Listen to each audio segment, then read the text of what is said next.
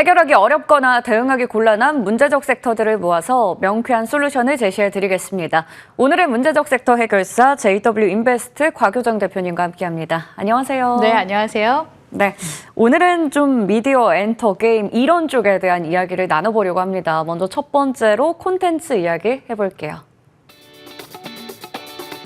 중국의 해외 드라마 규제 완화 논의 소식에 한한령 해제 기대가 더 커집니다. 오늘 콘텐츠주가 강한데 투자 측면에선 고민입니다. 향후 기대감으로 오르는 미디어주냐, 실적도 받쳐주는 엔터주냐, 어느 쪽을 우선으로 봐야 될까요?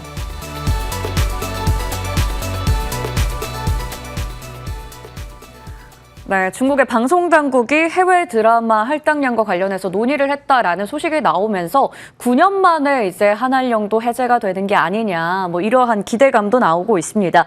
한한령 해제 관련해서는 계속 시그널은 나오고 있거든요. 근데 아직까지 정부에서 공식적으로 발표를 하진 않은 상황이잖아요. 이제는 정말로 좀 기대를 해도 괜찮을지 그 분위기 먼저 짚어주시죠. 네, 일단 한한령 해제에 대한 기대감이 계속 올 상반기부터 지금까지 계속 이어져 오고 있는 것으로 보여지는데요.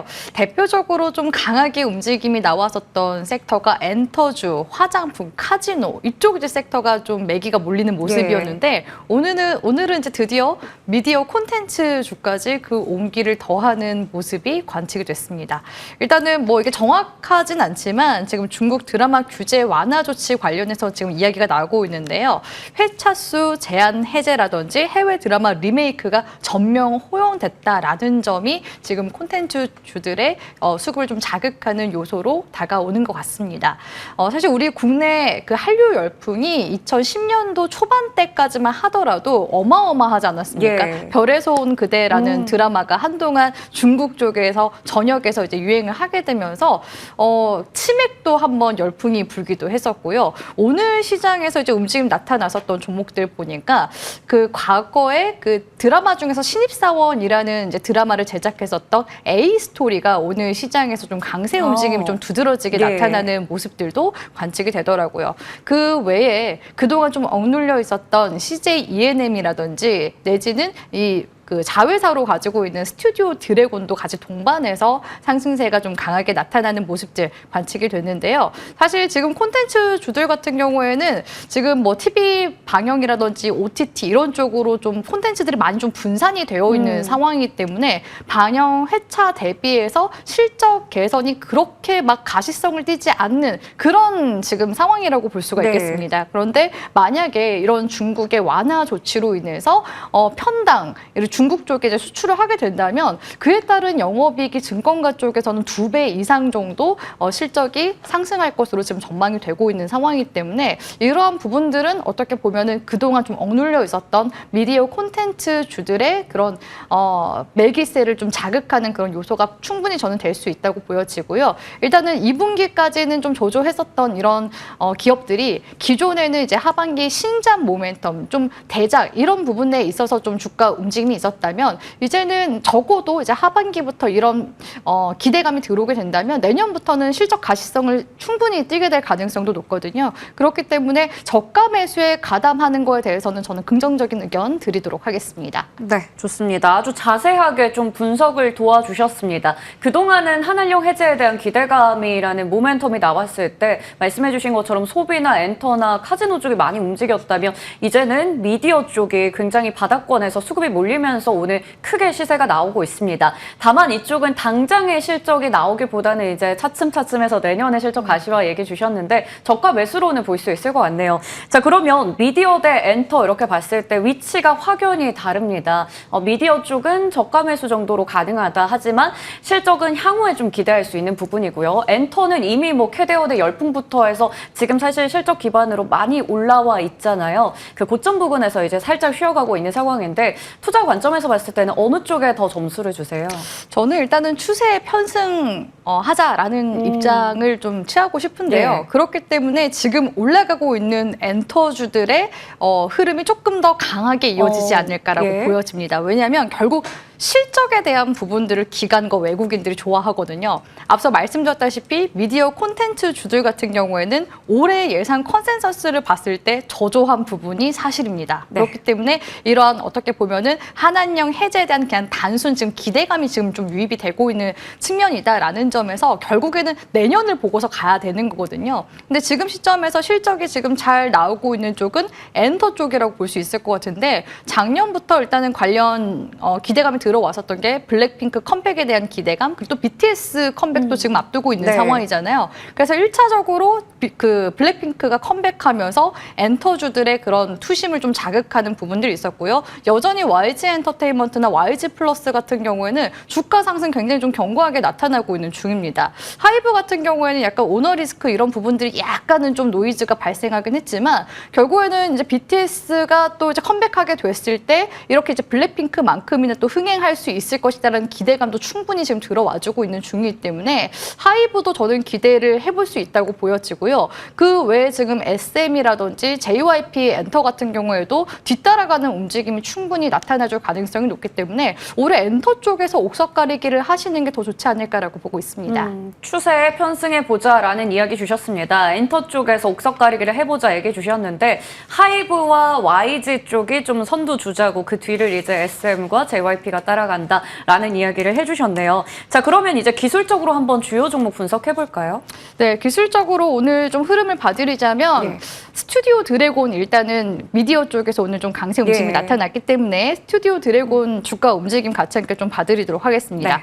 스튜디오 드래곤 이제 주가 보시면은 이제 월봉 추세를 보면서 말씀을 드리도록 할게요. 지난 이제 2017년도 이제 기점으로 해서 한한령이 이제 본격화되기 시작했죠. 그래서 고점 찍어주고 나서 지금 이제 수년간 주가가 우하향하고 있는 모습이 관측이 되고 있습니다. 그렇기 때문에 아직까지는 하락 추세선 아래 이제 하단 구간에 위치하고 있는 모습을 볼 수가 있는데요. 근데 그럼에도 불구하고 바닥 구간은 3만 원대 구간에서 지금 잡힌 모습들이 관측이 되고 있어서 현 시점에서 지금 2025년도 지금 주가 흐름만 봤을 때는 장대 양봉 이후로 지금 행보세로 가고 있는 중이거든요. 그렇기 때문에 지금 구간에서는 매집이 좀 이루어지고 있지 않나라고서 이제 보여지기 때문에 그래도 올 하반기에는 충분히 주가상으로 봤을 때 6만 원에서 7만 원대 구간까지 회복 가능성이 높아서 조금은 좀 안정적으로 정말 이제 내년을 보고서 가고 싶다 하시는 분들은 스튜디오 드래곤 이제 저가 매수에 대해서는 긍정적인 의견을 드리고 싶고요. 최근에 이제 올라가고 있는 엔터주 중에서 견고한 시세를 내고 있는 YG 엔터테인먼트 보자면 네. YG 엔터테인먼트가 지금 2023년도 지금 전고점을 뚫어주면서 올라가주는 모습이 최근 근래 들어서 지금 포착이 되고 있거든요.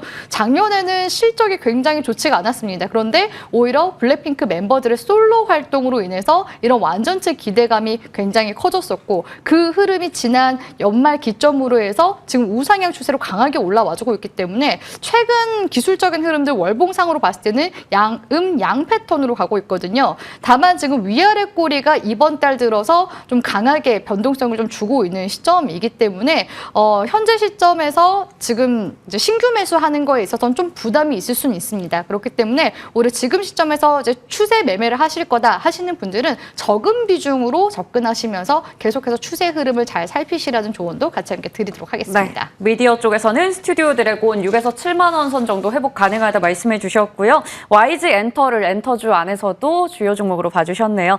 자, 이번에는 게임주 이야기로 좀 넘어가 보도록 하겠습니다. 유럽의 최대 게임쇼인 게임스컴 2025가 곧 열리죠. 빅 이벤트라 모멘텀 플레이가 가능할 것 같고 크래프톤, 펄어비스 등 대형 게임사의 성과도 기대되는데요.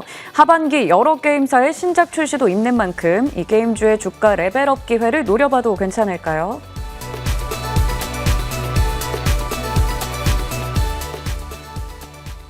이제 하루 남았습니다. 우리 시간으로 새벽에 이벤트가 진행이 될 텐데요. 항상 이 이슈가 나오면 게임주가 들썩들썩 거리더라고요. 자, 그런데 뭐 실제로 게임스컴이 열리고 나서 뭐 세론으로 작용할지, 왜냐면 오늘 많이 올랐기 때문에, 혹은 여기서 또 실제로 성과를 낸 기업에 있어서는 주가가 본격적으로 추세 전환에 성공해서 쭉쭉 올라갈지가 궁금합니다. 게임주의 주가 레벨업에 기여를 할 거라고 보시나요?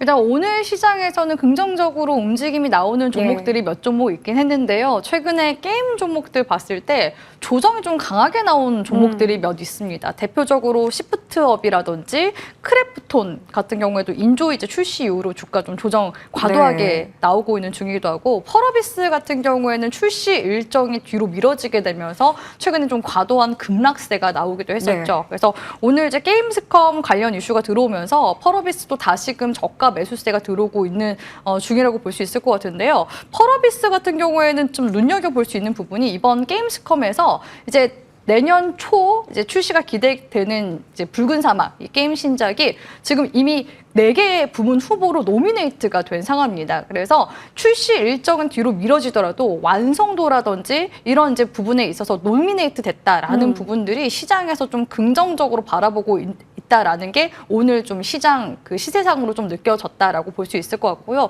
그렇기 때문에 펄어비스를 지금 현재 들어가 계신 분들, 또 최근에 물려 계신 분들은 게임스컴에서 이 노미네이트뿐만 아니라 결국에는 상을 또 수상까지 이어지는지 이런 부분들이 좀 모멘텀으로 주요하게 작용을 할 것으로 보여집니다. 그리고 국내 지금 상장사들 중에서 게임스컴에 참여하는 기업들도 지금 다수 있는 상황이거든요. 네. 크래프톤과 카카오게임즈 그리고 네오위즈, 넷마블 등이 또 참가를 한다고 하니까 관련주들의 주가 움직임도 같이 함께 잘 살펴보시길 바라겠습니다. 네, 최근에 주가 눌림이 좀 컸었는데 이벤트에 대한 기대감, 뭐 성과에 대한 기대감을 바탕으로 오늘 또 반등이 크게 나오고 있습니다.